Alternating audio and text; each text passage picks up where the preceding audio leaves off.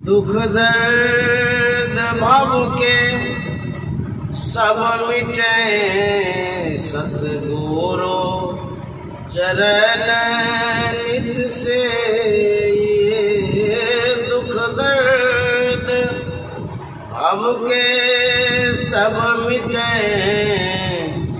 सतगुरु चरण नित से। गुरु भक्ति बिन कछु ना बने में सकल संतन कही।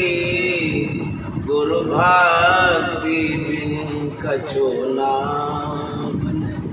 श्री सद्गुरु महाराज की जय। परमाराध्य सद्गुरु महाराज गुरुदेव महर्षि संत सेवी परमानंद जी महाराज डॉक्टर कॉलोनी रानीगंज पश्चिम बंगाल के प्रबुद्ध सत्संग प्रेमी महान भाव माता व बहनों, बंगाल क्षेत्र में कई दिनों से सत्संग करते आ रहे हैं। यहाँ बहुत सारे सत्संगी भी हैं जिनके आवास पर सत्संग करने जाता हूँ। यहाँ ऐसे भी श्रद्धालु हमें मिल जाते हैं जो संत मत से दीक्षित तो नहीं है, लेकिन संत मत में आस्था रखते हैं, श्रद्धा और भक्ति बनाए हुए हैं। उनके यहाँ भी मैं चला जाता हूँ। आज जो मैं सत्संग कर रहा हूँ ये श्रीमती रीता देवी शर्मा, इन्हीं की श्रद्धा के कारण मैं यहाँ आ पाया हूँ। और इनके पतिदेव हैं रंजीत शर्मा। ये परिवार में 5 सदस्य हैं। तो मैं जो रीता देवी शर्मा के आग्रह पर यहाँ आया हूँ, ये संत मत से दीक्षित नहीं है और संत मत का जो ज्ञान है अभी इनके मन में शुरुआती दौर पर है। ये आती हैं, सत्संग सुनती हैं और इनके मन में बड़ी श्रद्धा जगी।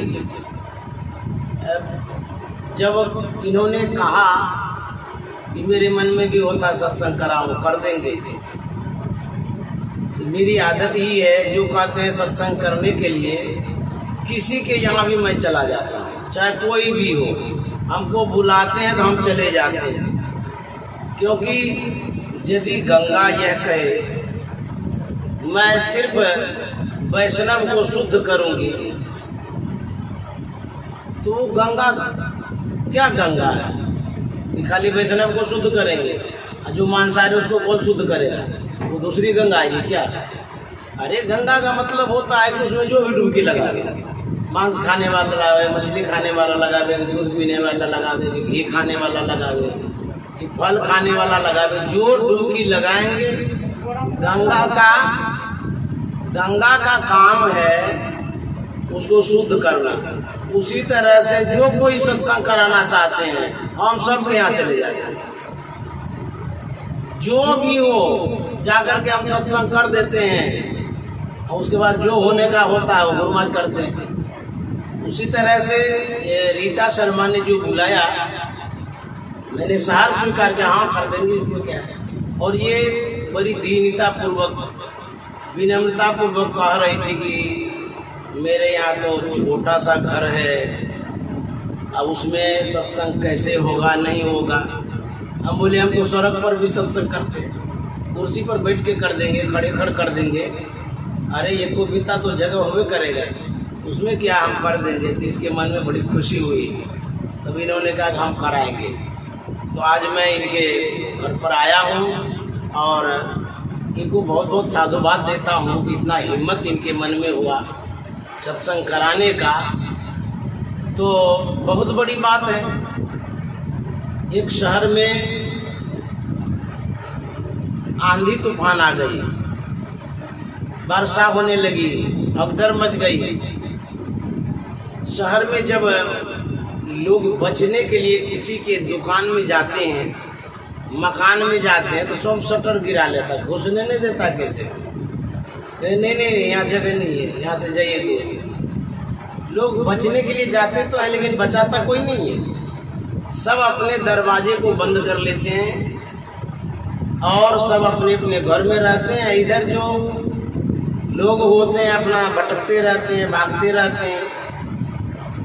एक शहर में ऐसे ही आंधी तूफान वर्षा होने लगी, भगदड़ मच गई, लोग भागने लगे इधर से उधर, सब शटर बंद कर लिए। कुछ सज्जन शहर से सुदूर बचने के लिए जाने लगे कि शहर में तो सब बंद कर दिए। भागते भागते गाँव देहात की ओर जा रहे थे, एक कुटिया नजर में आई। तो व्यक्ति के मन में हुआ कि यहाँ कोई महात्मा होंगे, चलते हैं यहीं पर थोड़ी देर रुक जाएंगे, जब वर्षा बंद हो जाए तो फिर यहाँ से प्रस्थान करेंगे। तो गए कुटिया के पास। महात्मा जी कुटिया में थे लेकिन लेटे हुए थे। तो जो व्यक्ति पानी में भीज रहा था उसने कहा कि महाराज बाहर में वर्षा हो रही है, आंधी तूफान चल रहा है, थोड़ी देर के लिए रुकने देंगे क्योंकि बाहर में भीज जाऊंगा।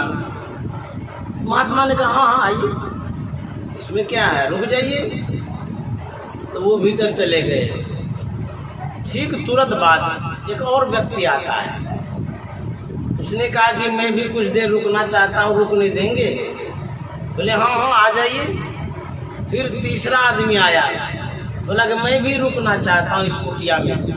तो महात्मा जी लेटे थे तो बैठ गए, बोले आप भी आ जाइए, वो भी आ गए। उसके बाद चौथा आ गया तो महात्मा जी खड़े हो गए, सब सट सट करके खड़े हो गए। पांचवा आया, उसको भी अंदर ले लिए। छठा आया, उसको भी ले लिए अंदर। उसी में से किसी ने पूछ दिया कि महाराज आपकी कुटिया तो बड़ी छोटी है, अरे जो जो आता है सबको घुसाते जाते हैं, ये अटता कैसे है, जगह कहाँ से पड़ जाती है? तो महात्मा ने कहा जगह कुटिया में नहीं है, जगह मेरे दिल में है, इसीलिए सब घुसते चला जाता है। महाराज की उसी तरह से ये दिल में जगह है, जो भी आ रहे हैं सब अटते जा रहे हैं। तो जब दिल में जगह होगी तो दुनिया आ जाएगी आपके भीतर में। दिल में जगह नहीं होगी, सैकड़ों घर है, उसमें कबूतर का बास है, गिरगिट पे खाना करेगा, चूहा अपना घर दौड़ धूप करेगा, लेकिन किसी को रहने नहीं देगा। ऐसे लोग जो हैं संसार में, वो कितने दिनों के लिए हैं, किस लिए हैं संसार में? जिसके अंदर में कोई उदारता नहीं, जिसके पास आदमी का जगह नहीं हो, वो आदमी इस दुनिया में तो है लेकिन वो जगह लेके क्या करेगा? हम भारत में रहते हैं, भारत के किसी राज्य में रहते हैं, राज्य के किसी जिले में रहते हैं, जिले के किसी वार्ड में रहते हैं, वार्ड में भी किसी पंचायत में रहते हैं, पंचायत में भी किसी मोहल्ले में रहते हैं, मोहल्ले में किसी घर में रहते हैं, घर में भी जो आपका घर है उसमें एक चौकी पर रहते होंगे, चौकी में भी कितनी जगह आप लेते हैं? 3.5 हाथ लंबा, 1.5-2 हाथ चौड़ा, इतने ही जगह शरीर के लिए चाहिए। इतनी सी जगह में आप रहते हैं, लेकिन और जो जगह उसमें किसी को रहने ही नहीं देते। अब मरिएगा तो क्या सब जगह में मरिएगा? अरे वही 3.5 हाथ के जगह में मरिएगा, और वही 1.5 हाथ के लगभग कितना चौड़ा होगा शरीर, किसी किसी का 2 हाथ मान लेते हैं। इतने ही में आपको ठठड़ी पर बांध करके कस के ले जाएगा। ये नहीं और जगह चाहिए, जगह का काहे ले लीजिएगा, उतना तो लंबा चौड़ा शरीर है ही नहीं। तो वही कहते हैं यदि आपके मन में सद्भावना है, अच्छा विचार है, आप कहीं भी रहिएगा आपके पास आदमी आएगा। आज रीता जी के आवास पर आए हैं, इनकी श्रद्धा के कारण ही तो आए। इन्होंने बड़ी विनम्रता से आग्रह किया, इसीलिए मैं आ गया हूँ। इनकी भावना अच्छी थी, संस्कार अच्छा था, विचार अच्छा था, इसीलिए मैं इनके पास आ गया। और यदि इनके अंदर में पिछले जन्म का कोई अच्छा संस्कार नहीं होता तो नहीं आता। तो वही कहते हैं इनको बहुत बहुत साधुवाद है, धन्यवाद है। सत्संगी नहीं होते हुए भी इसने सत्संग के लिए आमंत्रित किया, बुलाया, तो बहुत अच्छा काम किया। एक संत हुए हैं ब्रह्मानंद स्वामी, उनकी वाणी में सुनाता हूँ। उन्होंने कहा है, सुनो सुनो बचन नर नारी। ब्रह्मानंद स्वामी कह रहे हैं नर और नारी, पुरुष और महिला, जो भी व्यक्ति हैं सबके लिए कह रहे हैं। क्या कह रहे हैं? हरि भजन करो सुखकारी, सुनो सुनो बचन नर नारी। हरि भजन करो सुखकारी। कहते हैं भगवान का भजन कर लीजिए। भगवान का भजन करेंगे तो सुख मिलेगा, क्योंकि वो भगवान सुखकारी है, सुख देने वाले हैं, सुख प्रदान करने वाले हैं। मान लिया जाए आपके शहर में जो सबसे श्रेष्ठ अधिकारी हैं, पदाधिकारी हैं या अफसर हैं, उनका यदि नाम लेंगे, गुणगान करेंगे, बड़ाई करेंगे, सम्मान करेंगे, तो आपको जरूर सुख मिलेगा। आपके मोहल्ले में जो सड़क टूटी है उसको बना देगा, आपको जल का अभाव है तो जल की पूर्ति कर देगा, आपके घर में बिजली नहीं है तो बिजली लगा देगा। करेगा नहीं सर? जो बड़ा आदमी है, सामर्थ्यवान है, उसको यदि आप अपने विचारों से खुश कर देंगे, वो भी आपको सुख संपन्न कर देगा।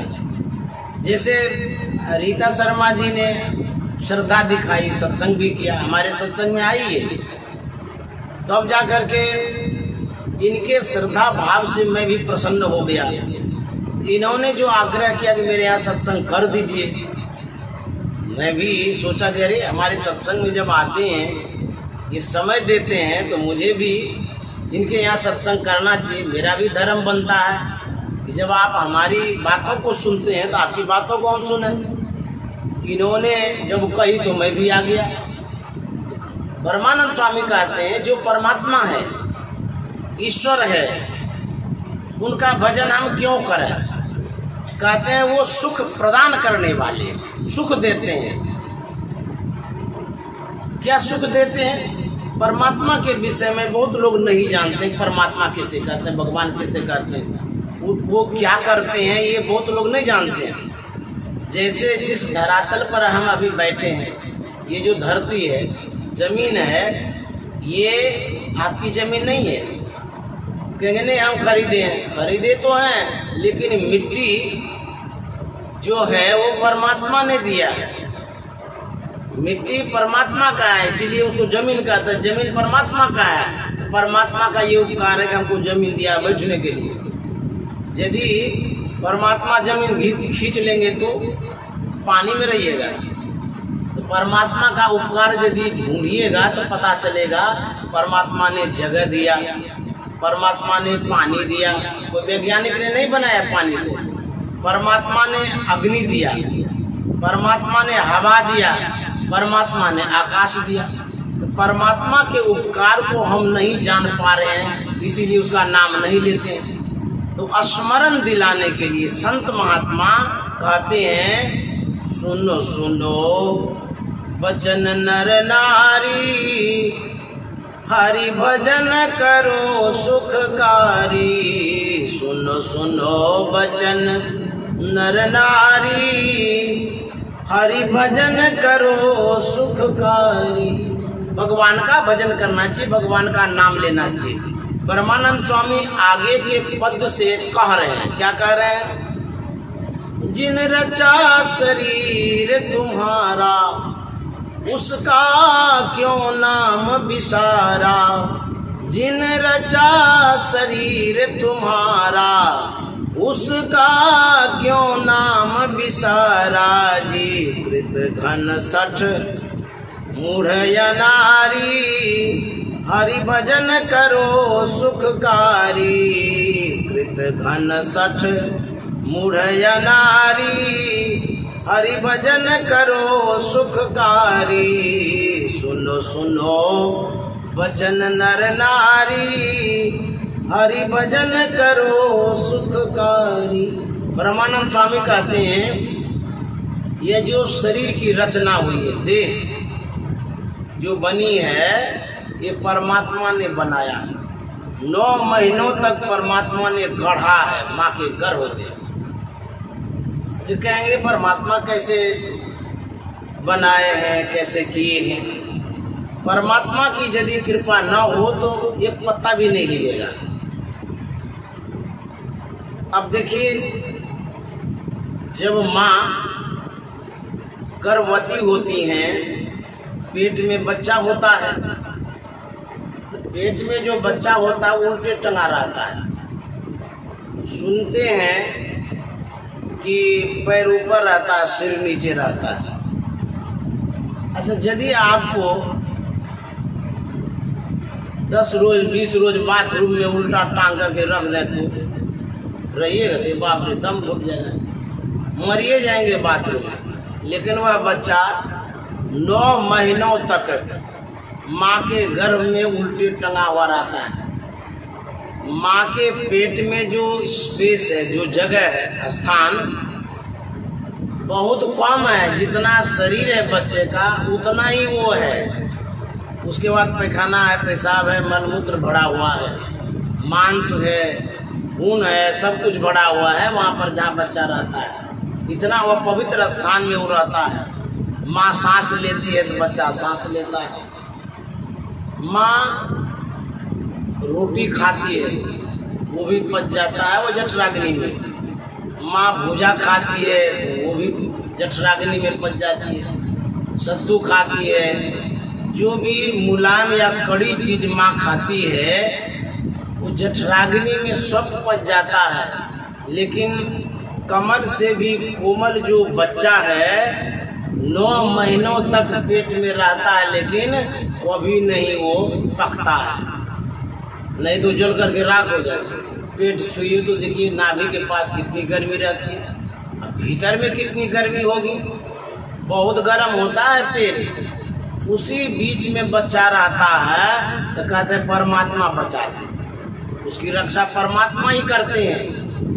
और जब बच्चा बाहर आता है तो माँ के स्तन में दूध आता है, उसके पहले नहीं आता है।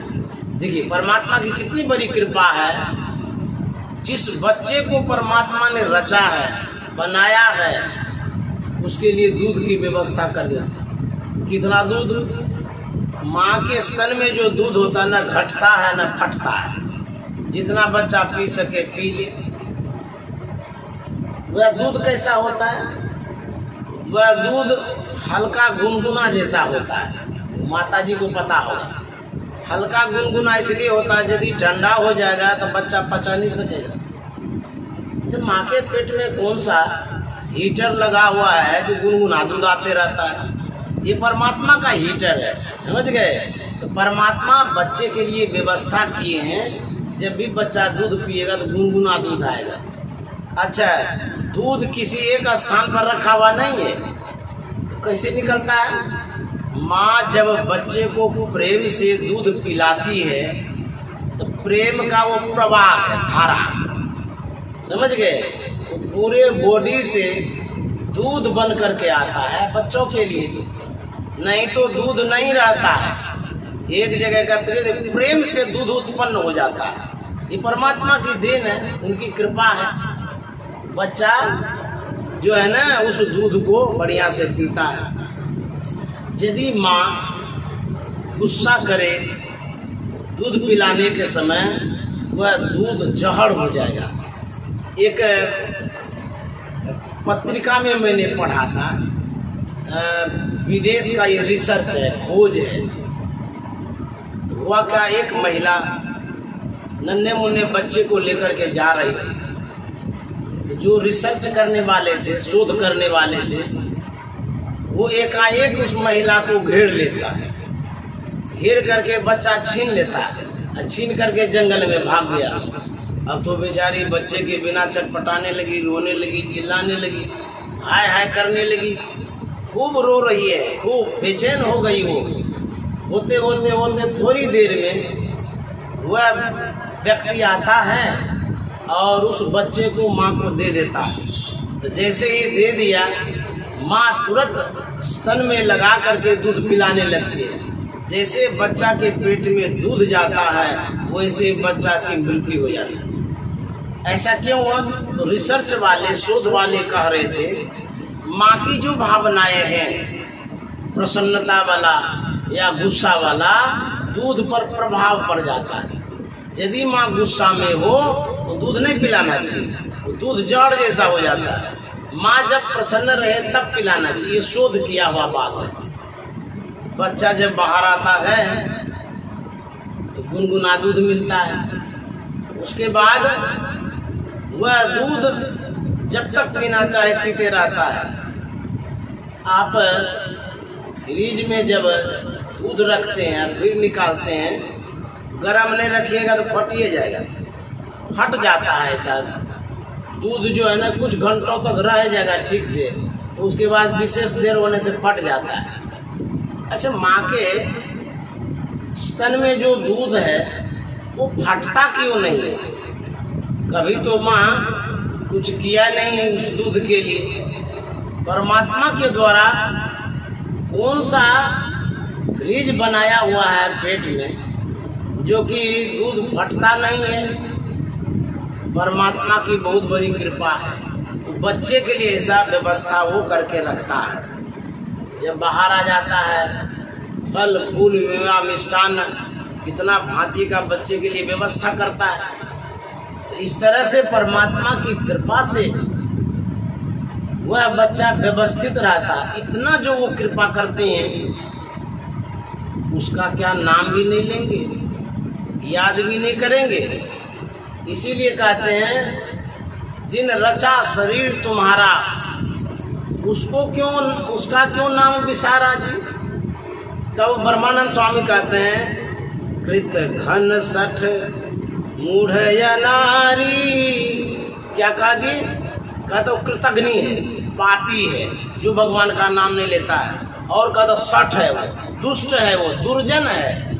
और क्या कहता मूढ़ है, वो अज्ञानी वो व्यक्ति है, अनारी है, जिसको कोई ज्ञानी नहीं है। तब ब्रह्मानंद स्वामी कहते हैं, हरि भजन करो सुखकारी जी, सुनो सुनो बचन नर नारी। हरि भजन करो सुखकारी। परमात्मा के उपकार को मानना चाहिए। तो मानेंगे तब ना, जब जानेंगे। अब जानबे नहीं करिएगा तो मानिएगा कैसे? जैसे आज हम रीता शर्मा के आवास में आए हैं। कैसे आ गए हम? पहले ये हमारे सत्संग में गई, वचनों को सुनी, अच्छा इनको लगा, विश्वास हो गया, ये हमको मानी है। और जब मानी तब जानी, तभी ना ये अपने घर पर स्थान दिया, बुलाया है। तो पहले आपको सत्संग सुनना होगा। जब आप सत्संग सुनेंगे तो परमात्मा के विषय में जानेंगे। तो जब परमात्मा के ख्याति को, उपकार को, परोपकार को, विशेषता को, महानता को जब जानेंगे तब आप भजन करेंगे। भजन करना मतलब उसकी स्तुति करना, खुश करना। परमात्मा का भजन आप तब करेंगे जब परमात्मा के विषय में जानेंगे। जैसे मान लिया जाए मुख्यमंत्री सिविल ड्रेस में आपके यहाँ आवे, जिसको कभी आप देखे नहीं हैं, तो जैसे माताएं लोग बैठी है ना, तो कहिएगा जो ठीक है वहीं बैठ जाइए, इधर जगह नहीं है, तो उधर बैठ जाएगी। और यदि वो ड्रेस में आवे, दल फौज के साथ आवे, 2-4 सिपाही गार्ड, होम गार्ड सब आवे, तो बाप रे बाप, मुख्यमंत्री आए, इसीलिए चाय पानी दो, बढ़िया से बैठा हो, प्रणाम करो, करेंगे नहीं। तो जब आप जाने तभी न माने। उसी तरह से परमात्मा के विषय में आप तब जानिएगा जब सत्संग करिएगा। क्यों? क्योंकि सत्संग में ही परमात्मा के विषय में बताया जाता है। घर में आप खाना पीना की बात करते हैं, बाजार में जाते हैं, कपड़ा लत्ता खरीदते हैं, सब्जी लेने की बात करते हैं, चौक चौराहे पर हाल समाचार पूछते हैं या कमाने की बात करते हैं। वो भी सत्संग की बात करते हैं घर में? नहीं करते हैं। बाजार में जाते हैं तो पेट भरने की बात करते हैं, कहीं सत्संग की बात नहीं होती है। जब हम लोग आते हैं, बाबा लोग आते हैं, उसमें जब आप आते हैं तब सत्संग की बात होती है, और उसी सत्संग में परमात्मा की बात होती है। जो इतने बड़े महान पुरुष परमात्मा हैं, उनके विषय में आप जान नहीं रहे हैं, हम ही लोग याद दिलाते हैं। क्यों? महात्मा लोग परमात्मा के विषय में जानते हैं, इसीलिए याद दिलाते हैं। तो सत्संग में जब आइएगा तब आपकी श्रद्धा बढ़ेगी, विश्वास बढ़ेगा, तब आपके ऊपर विशेष कृपा होगी। कृपा चाहते हैं ना कि हमको अच्छा घर हो जाए, बड़ा घर हो जाए, अपना घर हो जाए, बाल बच्चा पढ़ ले, आगे बढ़ जाए, तो उसके लिए आपको सत्संग करना होगा, तब परमात्मा की कृपा होगी, सदगुरु की कृपा होगी। नहीं तो जिसको पता ही नहीं है वो अपने तरह से जीता है, अपने तरह से जीवन को ढोता है। वही ब्रह्मानंद स्वामी कहते हैं कि भगवान का भजन करिए। खाना पीना सो जाना सब काम है पशु समाना जी। खाना पीना सो जाना सब काम है पशु समाना जी। क्यों देह मनुज की धारी, हरि भजन करो सुखकारी। क्यों देह मनुज की धारी, हरि भजन करो सुखकारी जी। सुनो सुनो वचन नर नारी, हरि भजन करो सुखकारी। ब्रह्मानंद स्वामी कहते हैं खाना पीना सो जाना यही करते हैं। हम लोग रोज यही करते हैं, कमाते हैं, घर आते हैं, परिवार के लोग भोजन बना के रखते हैं, खिलाते हैं, खाते हैं, और फिर रात में सो जाते हैं। खाना पीना सो जाना, ये जो जीवन है खाना पीना सोने वाला कैसा है? कहता है पशु वाला जीवन है। आहार निद्रा भय मैथुनम च समान मेतत पशु भीर नरानाम, ज्ञानम नरानाम अधिकं विशेषो ज्ञाने निहीना पशु भी समान। ये पशु वाला जीवन है, जानवर वाला जीवन है, अज्ञानी वाला जीवन है, ये सही जीवन नहीं है। कहते हैं बाल बच्चा पैदा करते हैं, जानवर भी तो करता है। आप कमाते हैं, जानवर भी तो मेहनत करता है। आप सोते हैं, जानवर भी सोता है। जो जो काम आप करते हैं वही जानवर करता है, जो जानवर करता है वही आप करते हैं, तो दोनों में क्या अंतर है? इसीलिए कहते हैं सब काम है पशु समाना जी। ये पशु वाला काम हो गया। खाए खुराका पहन पोशाका। कबीर साहब कहते हैं जम का बकरा पलता है, जम बद जाती तोरे छाती, उनसे क्यों नहीं डरता? खाते रहिए, सोते रहिए, जमरा जमाएगा ना मूंगी मारेगा, तब पता चलेगा। तो इसीलिए संत महात्मा कहते हैं भगवान का भी नाम लीजिए। अरे खाना तो नहीं है ना कोई छोड़ेगा, जीवन भर खाते रहेंगे खाते रहेंगे। ये मुंह क्या डस्टबिन है? बाल्टी में डालते जी कुछ भी कूड़ा कचरा सब, उसी तरह से मुंह में डालते रहते हैं, जो न सो डालते रहते हैं। रोटी भात सब तो डालते ही हैं, ऐसा भी चीज डालते हैं जो नहीं डालना चाहिए। इसका मतलब ये डस्टबिन बना दिए। सुनिए, यदि आप मुंह में खाली भोजन डालते रहेंगे, भगवान का नाम नहीं लेंगे, तब क्या होगा जानते हैं? इसकी दुर्दशा हो जाएगी मुंह की। फिर यदि डालना ही आप बराबर चाहते हैं, भजन नहीं करते हैं, तो भैंस बन जाइएगा, गाय बन जाइएगा, घोड़ा बनिएगा, खूब डालते रहिए, घास खाते रहिए। समझ गए? संत महात्मा कहते हैं मुंह जो दिया है भगवान का नाम लेने के लिए भी दिया। खाली एक काम नहीं, खूब भोजन करो मुंह में, और उसके बाद दूसरे का शिकायत करो, दूसरे को जहर घोलो, गाली दो, इसी के लिए मुंह है। ऐसा करिएगा फिर देखिएगा कौन जन्म मिलेगा। तो कहते हैं भगवान का भजन करना चाहिए, नाम लेना चाहिए। जो आज सत्संग कर रहे हैं, आप लोग सुन रहे हैं, यही मानव का कर्तव्य, इसी से जीवन बदलेगा। भगवान के उपकार को मानना चाहिए।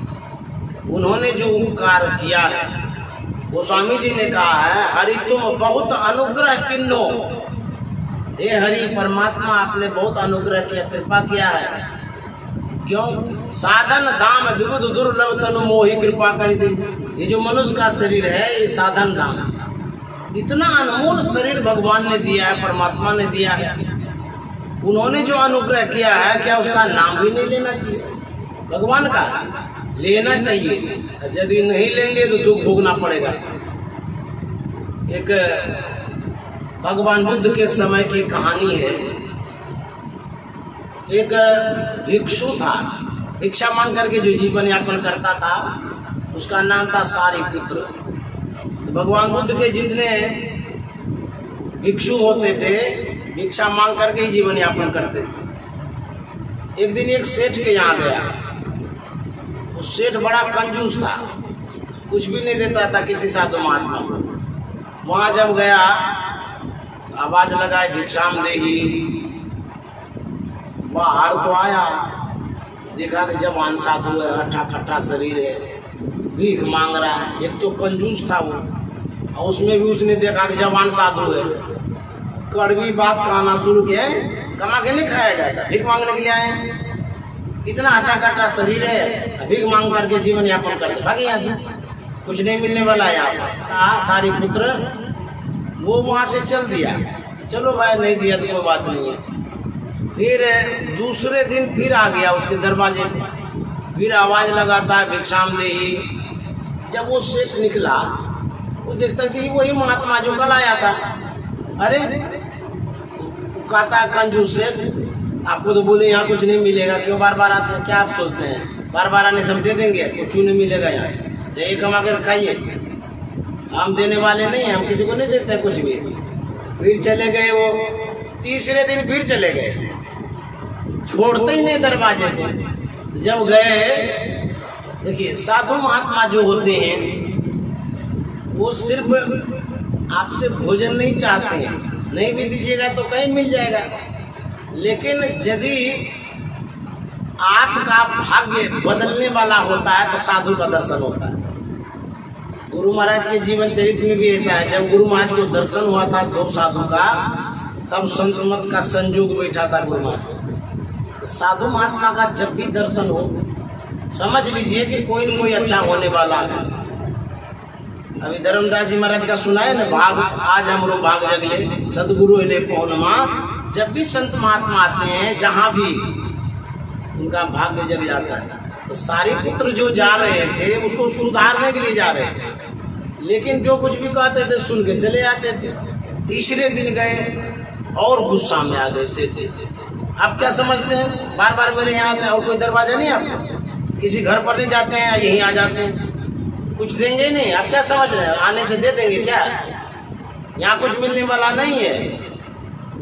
सारिपुत्र तीसरे दिन क्या कहता है, आपके दरवाजे से मैं खाली नहीं जाता हूँ, मुझे कुछ न कुछ मिलता है भिक्षा के रूप में। तो सेठ जी कहता, देखिए साधु होकर के झूठ बोलता है, हम कुछ भी नहीं दिए, ये कहते हैं कि मिलता है। क्या मिलता है? हमने तो कुछ दिया ही नहीं आपको। सारिपुत्र ने कहा कि सेठ जी, जिनके पास जो कुछ रहेगा वही नहीं देगा। आपके पास थोड़ी खटी बातें होती थी, वो आप दे देते थे, हम लेके चले जाते थे। इतने प्रभावित हो गए, बोले बड़ा सहनशील साधु है। अरे हम थोड़ी खटी बात कहा दिए, उसमें भी इसको बुराई नहीं लगा और कहता कि यही भिक्षा में मिल गया। जब कंजूस दरबता है तो विशेष नहीं कुछ देता है। सेठ जी दरब गए, खुश हो गए, तो अपने रसोइये से कहता है कि इसको ये कलछुल भात दे दो, ज्यादा नहीं, एक कलछुल। तो वो रसोइया ये कलछुल भात दिया, सारिपुत्र लेकर के आ गए। जब भगवान बुद्ध अपने सभी शिष्यों के साथ बैठे थे, एक दिन भगवान बुद्ध ने सभी से पूछा, अच्छा ये बतलाइए, यहाँ एक नगर सेठ है, बड़ा कंजूस है, क्या कभी आप लोगों को कुछ भिक्षा में दिया है? कोई उपकृत है, कोई उपकार है उस सेठ का? सब कहने लगे नहीं बड़ा कंजूस है, किसी को कुछ नहीं देता है, जब भी जाते हैं डांट फटकार करके भगा देता है। लेकिन सारे पुत्र खड़ा हो जाता है, सारे पुत्र खड़ा होकर के कहता है कि बनते मैं उपकृत हूँ। तो भगवान बुद्ध ने आश्चर्य से पूछा, अरे वो तो किसी को कुछ देता नहीं, तुमको क्या दे दिया? सारे पुत्र ने कहा कि बनते एक दिन कंजूस सेठ ने एक कलछुल भात दिया था। बोले धन्य है सारे पुत्र, एक कलछुल भात देने वाले को भी कोई याद रखता है, जाओ तुम ही उसको दीक्षित करो। तो सारे पुत्र गया था, कंजूस सेठ को दीक्षा दिया था। समझ गए? तो संत महात्मा कहता है जिस परमात्मा ने अन्न धन जल पृथ्वी आकाश सब कुछ दिया, उसके उपकार को नहीं मानेंगे? आज तक आपने कितना भात खाया है, रिकॉर्ड है, कहीं लिख के रखे हैं, हिसाब है कि इतना कलछुल भात खाए हैं, कितना दाल खाए हैं, सब्जी कितना खाए हैं, कोई रिकॉर्ड है? कितना आप सांस लिए इसका रिकॉर्ड है? कुछ भी नहीं रखे हैं। लेकिन परमात्मा ने जो ये सब दिया है आपको हिसाब देंगे। तो वही ब्रह्मानंद स्वामी कहते हैं, खाना पीना सो जाना सब काम है पशु समाना जी, क्यों देह मनुज की धारी, हरि भजन करो सुखकारी, सुनो सुनो वचन नर नारी, हरि भजन करो सुखकारी, क्या गर्व करे मन माही, तुझे काल पकड़ ले जाई, क्या गर्व करे मन माही, तुझे काल पकड़ ले जाई जी, पल छिन की लगे नहीं बारी, हरि भजन करो सुखकारी, पल छिन की लगे नहीं बारी, हरि भजन करो सुखकारी, सुनो सुनो वचन नर नारी, हरि भजन करो सुखकारी। ब्रह्मानंद स्वामी कहते हैं क्या गर्व करे मनमाही। गर्व का मतलब था अहंकार, मद। मन में जो अहंकार होता है उसी को गर्व कहते हैं। मन में क्या गर्व करते हैं? क्या है आपके पास? क्या सोच करके अभिमान कर रहे हैं? अरे रावण जैसे व्यक्ति के पास सोने का महल, रुपए का छाजा हुआ, क्या छोड़ चले नगरी के राजा, कहाँ रह पाया? सोना का महल जिसके पास था वो रह नहीं पाया। और आप क्या सोचते हैं कितना जगह आपके पास है, कितनी संपत्ति आपके पास है, और वो संपत्ति संतति क्या आपको साथ देगा? नहीं दे सकता। तो ब्रह्मानंद स्वामी कहता क्या गर्व करे मन माही, और होगा क्या? कहता तुझे काल पकड़ ले जाए, काल पकड़ करके ले जाएगा, तब क्या होगा? कोई न साथ देगा। यह संसार कैसा है? कहते हैं यह संसार है मतलब का यार, झूठा संसार है। आपसे जो संबंध रखा है अपने स्वार्थ बस रखा, उसको आपसे कुछ लेना है, इसीलिए आपसे मतलब रखा है। तो यह संसार झूठा ही है। संत महात्मा कहते हैं इस संसार से अपना काम बना लीजिए, नहीं तो आप ठगे चले जाएंगे, बहुत दुख भोगना पड़ेगा। तो कहते हैं गर्व क्या करते हैं, अहंकार क्या करते हैं, किस बात का करते हैं? अहंकार जो करते हैं कहते काल पकड़ के ले जाएगा, दुख भोगना पड़ेगा। इसीलिए संत महात्मा कहते हैं कि सुखकारी जो परमात्मा उसका भजन करना चाहिए। यदि आप भजन नहीं करेंगे बहुत दुख भोगना पड़ेगा। एक लड़की थी जिसकी सगाई हो गई। सगाई में होता विवाह की सारी बातें हो जानी, विवाह का जो रस्म है वो पूरा नहीं हुआ है, सिर्फ बात हो गई इस लड़के के साथ, इस लड़की के साथ विवाह होगा, इसको कहता सगाई। सगाई जब होती है तो हमारे समाज में यह नियम है कुछ देने का, कपड़ा लत्ता, फल फूल, पैसा कौड़ी। तो लड़के के मन में होता है हमारी जो होने वाली बीवी है, जो पत्नी है, उसको हम एक सौगात देंगे, गहना। क्या देंगे? नथिया। हो गया सोनार के पास, सोनार से उन्होंने कहा हमको नथिया बना के दीजिए, हम भेंट करेंगे पत्नी को। तो बना के दे दिया। वह नथिया लड़का पार्सल करता है पत्नी के नाम से, पत्नी को प्राप्त होता है। पहली भेंट है, फर्स्ट गिफ्ट। अब किसको खुशी नहीं होगी? कोई भी लड़की होगी, पति के द्वारा यदि कोई भी चीज भेजा जाएगा खुशी का तो ठिकाना नहीं रहेगा। वो लड़की बहुत खुश हो गई। अपनी खुशियों को बांटने के लिए वो सखियों के बीच गई, सबसे कहती थी देखिए हमको पहला भेंट मिला है, हमारे पतिदेव ने भेजा है, हम कितने सौभाग्यशाली। सब कोई बड़ाई करने लगे, गुणगान करने लगे, नहीं वाकई में तुम्हारे पतिदेव बड़े अच्छे हैं, तुम सौभाग्यशाली है। होते होते सब सखियां चली गई सड़क पर। एक महात्मा जी आ रहे थे। महात्मा ने जब सुना बड़ा आश्चर्य लगा, बड़ा गुणगान कर रही है, बड़ाई कर रही है, हमारे पतिदेव अच्छे हैं, अच्छे हैं, क्या अच्छा है, थोड़ा जा करके देखें। तो महात्मा जी वहाँ पहुँचे, पूछते हैं लड़कियों से कि क्या बात है जो तू इतनी बड़ाई कर रही है। वो लड़की कहती है कि मैं इसलिए पतिदेव की बड़ाई करती हूँ, मेरे पतिदेव ने फर्स्ट गिफ्ट, पहला सौगात नथिया भेजा। महिलाओं के लिए तो नाक की शोभा होती है ना, इतना सुंदर गहना दिया है, नथिया दिया है। हमारे पतिदेव अभी इतना मानते हैं, बाद में कितना मानेंगे। जिसकी शादी हो गई है उसको पता होगा कि पहले कितना मानते थे, अभी कितना मानते हैं।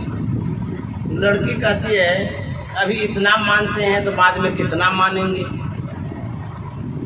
महात्मा ने कहा जिस जागतिक पतिदेव ने, सांसारिक पतिदेव ने तुमको नथिया भेंट किया, तो गुणगान करती है, नाम लेती है, नाम लेते थकती नहीं है। जरा सोचो, जिस परम प्रभु परमात्मा ने तुमको सुंदर सा नाक दिया है, उसका नाम नहीं लेती हो, नथिया देने वाले का नाम लेती हो, सुर्पनाखा बना के भेज देती तो नथिया कहाँ पहनती। तो सबसे बड़ा गिफ्ट किनका है?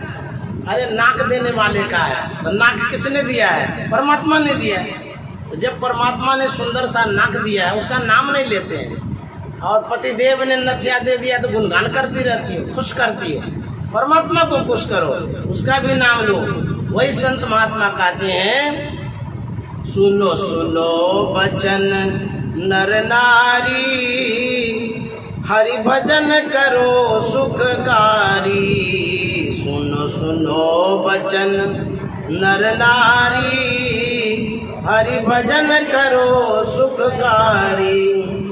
क्या गर्व करे मन माही, तुझे काल पकड़ ले जाई। क्या गर्व करे मन माही, तुझे काल पकड़ ले जाई।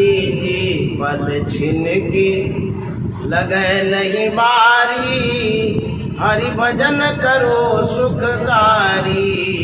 पल छिन की लगे नहीं बारी, हरि भजन करो सुखकारी। जी सुनो सुनो बचन नर नारी, हरि भजन करो सुखकारी। ब्रह्मानंद स्वामी कहते हैं भगवान का भजन करिए, परमात्मा का नाम ले लीजिए। क्यों? इसलिए कि जब विपत्ति आएगी, दुख होगा, शरीर छूटने लगेगा, वो परमात्मा आपको हेल्प करेंगे, मदद करेंगे, सहयोग करेंगे। कैसे करेंगे? कहते हैं जापल दर्शन साधु के, साहब यावे याद, लेखा की सोई घड़ी बाकी के सब बात। जिस समय साधु महात्मा का आप दर्शन करते हैं, सत्संग सुनते हैं, कहता है परमात्मा के यहाँ हाजिरी बनती है। जो कोई स्कूल गए होंगे पढ़ने के लिए, अटेंडेंस बनता है ना, हाजिरी, उपस्थिति बनती है ना, जो प्रेजेंट होते हैं उसमें उसकी हाजिरी बनती है कि ये हाजिर है। जो एब्सेंट होते हैं उसकी हाजिरी नहीं बनती है। तो जब बराबर कंटिन्यू आप हाजिरी देते रहेंगे स्कूल में या परमात्मा के दरबार में, तब क्या होगा? स्कूल में बराबर जाने से, प्रेजेंट होने से परीक्षा में बेनिफिट होता है, लाभ मिलता है। क्या?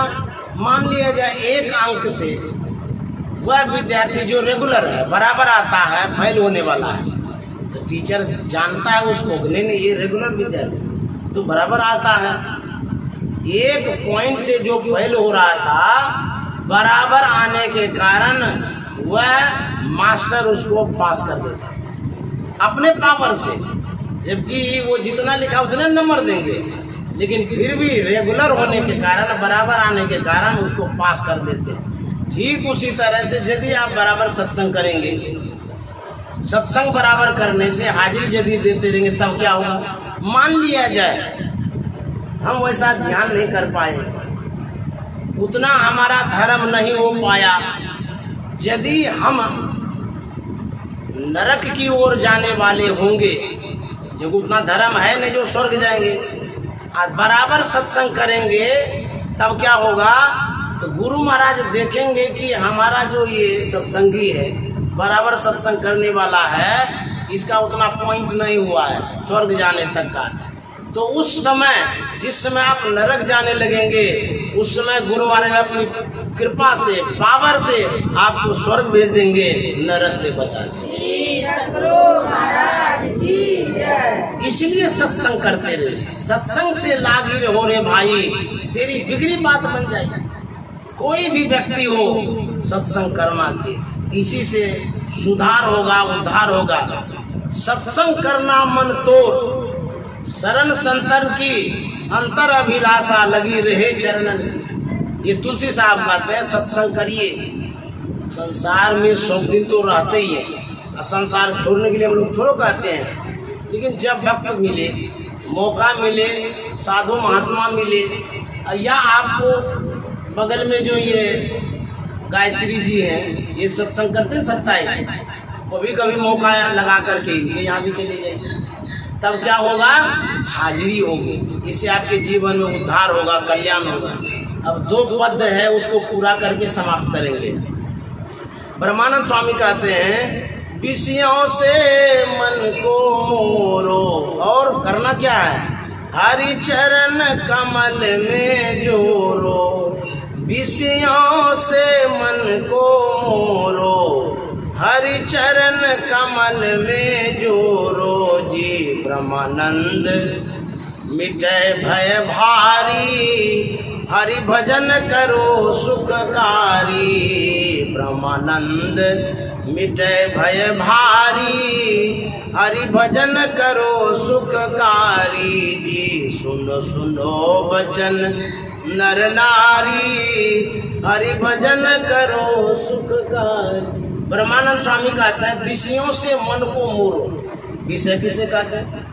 आप जो ताकते हैं, जो कुछ दिखता है उसको विषय कहते हैं। आप जो सुनते हैं, जो कुछ सुनाई देता है उसको विषय कहते हैं। विषय 5 है, रूप रस गंध स्पर्श और शब्द। संसार में जो मन को लगा के रखे हैं, कहते हैं वहां से थोड़ा थोड़ा हटाओ। कहाँ जाओ? सत्संग। अच्छा, मान लिया जाए आप जब बीमार पड़ते हैं, घर में तो हॉस्पिटल नहीं है ना आपके पास, किसी के पास होता है हॉस्पिटल, तो दूर रहता है। मान लिया जब बहुत दूर में हॉस्पिटल हो, आप बहुत बीमार हो गए, भयंकर बीमारी हो गई है, क्या आप कहेंगे हॉस्पिटल जाएंगे? नहीं, यही ठीक हो जाएंगे? हो जाएंगे, जाना तो पड़ेगा। नहीं जा सकेंगे तो टांग के ले जाएगा, लाद लेगा ठेला पर, गाड़ी पर लेकर के जाएगा, तब ना वहाँ ठीक होइएगा। उसी तरह से जैसे बीमारी जब होती है तो हॉस्पिटल जाते हैं, डॉक्टर के पास जाते हैं, सब काम छोड़ के, तब जाकर के इलाज होता है, ठीक हो जाते हैं। कहिएगा नहीं जाएंगे तो नहीं जाइएगा तो मरिए। एक आदमी था नहीं है, वो आदमी यही का है, नाम हम नहीं बताएंगे। तो वो आते थे सत्संग में यहाँ आश्रम में। मैं उनको कहता था कि भाई आप यहाँ समय क्यों नहीं देते हैं? तो बोलते कि नहीं हमको बहुत काम है, हम लकड़ी का काम करते थे, बहुत काम है, हम नहीं कर सकेंगे। परिवार को छोड़ देते तो वो चले जाते थे। तो बार बार कहते थे तो बहाना मारते रहते थे, देवे नहीं करते थे, पट से भाग जाते थे। कहते हम ठेकेदार हैं, बहुत मजदूर लगा हुआ रहता है, नहीं जाएंगे तो कौन देखेगा सुनेगा। अब हम क्या कह सकते हैं? हम तो भलाई के लिए कहते थे सत्संग करिए, गुरु महाराज की कृपा होगी। मानवे नहीं करे। होते होते होते ऐसा समय आया, मोटरसाइकिल से ऐसा एक्सीडेंट हुआ, वो हड्डी फ्रैक्चर हो गई, यहीं पर हॉस्पिटल में भर्ती हो गया। जब भर्ती हो गया तो फिर हम यहाँ आए थे, उनसे मिले थे। मैंने कहा कि बाबू साहब, जब हम सत्संग करने के लिए कहते थे उस समय तो कहते थे हम ठेकेदार हैं, काम खराब हो जाएगा, सत्संग में समय नहीं देते थे। और अभी तो आप हॉस्पिटल में, अभी क्या हाल है? अभी कैसे समय निकल रहा है? अभी डॉक्टर को कहिए कि नहीं समय नहीं, हम यहाँ नहीं रहेंगे। तो बोले नहीं 4 महीना तक यहाँ रहना होगा। बोले कारोबार कैसे चलता है? बोले सब ठप हो गया, सब बंद हो गया, लेबर मिस्त्री सब चला गया। फिर मैं आया तो फिर जब ठीक हो गए तब मैंने कहा, जब आप एक्सीडेंट हो गए थे तो पैसा भी गया, दुख भी हुआ, कष्ट हुआ ना शरीर में, हड्डी भी टूटी, लेबर मजदूर भी गया। आप यदि सत्संग करते, हो सकता है गुरु महाराज की कृपा होती, इतनी भयानक एक्सीडेंट नहीं होता, उससे गुरु महाराज बचा लेते। बोले हाँ ठीक है कहते हैं, लेकिन उस समय तो हमको ये सब नहीं पता था। बोले हम कह तो रहे थे। वही हम कह रहे हैं, यदि आप सत्संग करिएगा संकट से बचिएगा। बहुत भयानक जो आपदा, दुख, कष्ट आने वाला होगा उससे बचा लेंगे गुरु महाराज। जो हो वह सुली सजा कांटे ही टले जाए। आप कहिएगा कि हमको समय ही नहीं है, तो समय तो मिलेगा कब? जब वही भयंकर बीमारी होगी, एक्सीडेंट होंगे, अथवा जब जमराज यहाँ से ले जाएगा। कहिएगा नहीं अभी नहीं जाएंगे, मार भी करेगा, नहीं जाएंगे, जाना ही पड़ेगा। तो समय तो आपको निकालना ही पड़ेगा। संत महात्मा कहते हैं कि बीच बीच में थोड़ा थोड़ा समय निकाल करके सत्संग करिए, इससे आपको बहुत लाभ होगा। यदि वो एक्सीडेंट नहीं होते, ठोकर लग के रह जाते, पैसा भी बचता, कारोबार चलते रहता उसका। इसीलिए साधु महात्मा जो कहते हैं उपकार के लिए कहते हैं। तो ब्रह्मानंद स्वामी वही कहते हैं, विषयों से मन को मोरो, संसार के काम धंधों से मन को मोरो, और हरि चरण कमल में जोरो। कहाँ जाना है? सत्संग मंदिर जाना है, जहाँ सत्संग होता है वहाँ जाना है, सत्संग करना। समय दीजिए। आजकल लोग कहेगा समय ये नहीं है, सब मोबाइल में घुसा हुआ रहता है।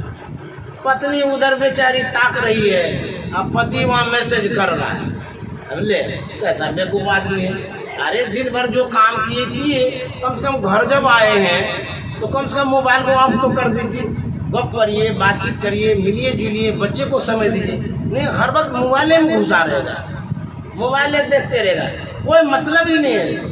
न पत्नी को मतलब है, न पति को मतलब, न बच्चा को मतलब, मोबाइल से मतलब रखता है, दिमाग घुसा के रखता है मोबाइल में। जानते हैं इससे पारिवारिक जो रिश्ता है वो बहुत टूटते जा रहा है, दूर होते जा रही मोबाइल के कारण। मोबाइल से मतलब रखेगा, उसी से सब कुछ सोचेगा कि यही सब कुछ है, परिवार को छोड़ देता है। ये मोबाइल काम का है, लेकिन काम भर काम रखिए, और जब काम हो जाए तो काम से दूर रख दीजिए, हटा दीजिए, स्विच ऑफ कर दीजिए। अब कभी तो बढ़िया से सोइए बंद करके, रात में भी खुले छोड़ देगा, मैसेज का आशा में रहेगा, किसी का फोन आ जाएगा, किसी का भी आ सकता है। अरे भाई तुम्हारा जो जीवन है नरक में बन जाएगा। अभी आप सोए हुए हैं, मान लीजिए 10 बज गया रात, तुरंत गहरी नींद आती है उस समय। अब 10:30 बजे फोन आ गया, वो जो नींद टूटी वो नींद आप नहीं जोड़ सकते। क्यों? आपके बस की बात नहीं है। जो गहरी नींद आ गई थी वो नेचुरल था, प्राकृतिक था, परमात्मा के द्वारा नींद आ गया था। लेकिन उसमें भी व्यवधान आपने उत्पन्न किया है। तो होते होते नींद खराब होते होते जब नींद उचट जाता है, अब टैबलेट खाते रहिए, नींद की गोली खाइए, अब फिर छटपटाते रहिए, रात भर घोलटते रहिए, नींदें नहीं आ रही है। निंदिया रानी तो आती थी सुलाने के लिए, अब तुमने उसका अपमान किया है, अब भोगो। यदि सही से जीना चाहते हैं तो नियम तरीका से रहिए, मोबाइल से बात भी करिए और समय समय पर नहीं भी करिए, तब न जीवन अच्छा रहेगा। उसी तरह से कह रहे थे कि कभी कभी सत्संग में भी जाइए। हर वक्त कहिएगा कि बाल बच्चा से फुर्सते नहीं है, काम धंधा से फुर्सते नहीं है, तो मत निकालो फुर्सत, भोगोगे तब पता चलेगा। हमको कैसे फुर्सत मिल गया? कहेंगे आप न बीवी है न बच्चा है, फुर्सत ही रहता है। आप तो ऐसे फुर्सत में रहते हैं, हम लोगों को ढेरी बच्चा कच्चा सब है, कहाँ फुर्सत मिलता है? अरे हम फुर्सत निकालने के लिए आते हैं, जैसे हम आज़ाद रहते हैं, खुशी से रहते हैं, वैसे आप भी रहिए, रहे आज़ाद या जग से हम दुनिया से यारी क्या। कभी तो इस तरह से जी लीजिए, नहीं तो कराते रहिए, रोते रहिए, दुख भोगते रहिए, नरक में जीवन बिताते रहिए। कभी स्वतंत्र तो रहिए, खुश रहिए, प्रसन्न रहिए, आजाद से रहिए, समझ गए? जैसे हम लोग रहते हैं, हम लोगों को चिंता है कि बच्चा को खिलाना है कि पढ़ाना है कि लिखाना है, कुछ भी नहीं। हम लोग पैसा रहे कि नहीं रहे, अरे कहीं जाएंगे चले जाएंगे नहीं। अब भगत ऐसा सब है, कुछ तो दक्षिणा दे ही देगा, दक्षिणा दे देगा तो खाना पीना भी हो जाएगा, बढ़िया बढ़िया चीज खाते हैं हम लोग, समझ गए? अच्छे से जाते हैं, अच्छे से आते हैं, तो चिंता कौन चीज करते हैं? चिंता मत करिए, खुश रहिए, समझ गए? तुलसी साहब ने कहा है कि सखी सीख सुनी गुनी गांठ बांधो, ठाठ ठट सत्संग करो। जैसे राजा महाराजा सत्संग करता वैसे करिए, चिंता मत रखिए दिमाग में, उसको हटा दीजिए, सब लोगों को छोड़ करके सत्संग में बैठिए, समझ गए? चाहे उधर प्रलय होता है तो होने दीजिए। समझ गए? तो कहते हैं होगा क्या? ब्रह्मानंद स्वामी कहते हैं विषयों से मन को मोरो, हरि चरण कमल में जोरो। तो होगा क्या? ब्रह्मानंद मिटे भय भारी। देखिए कितनी अच्छी बातें हैं। ब्रह्मानंद स्वामी कहते हैं मिटेगा भय, मिटेगा दुख, मिटेगा कष्ट, मिटेगा कौन सा? भारी वाला जो आप संभाल नहीं पाते हैं, वो सब दुख दूर होगा। विश्वास करके करिए ना, जो विश्वास करके करेगा उसका मिटेगा, और जिसको विश्वास नहीं का उसका कुछ नहीं मिटेगा। ब्रह्मानंद स्वामी कहते हैं ब्रह्मानंद मिटे भय भारी, हरि भजन करो सुखकारी, सुनो सुनो वचन नर नारी, हरि भजन करो सुखकारी। श्री सद्गुरु महाराज की जय। ये जो रीता शर्मा जी हैं, एक बार फिर इनको साधुवाद देते हैं, धन्यवाद देते हैं।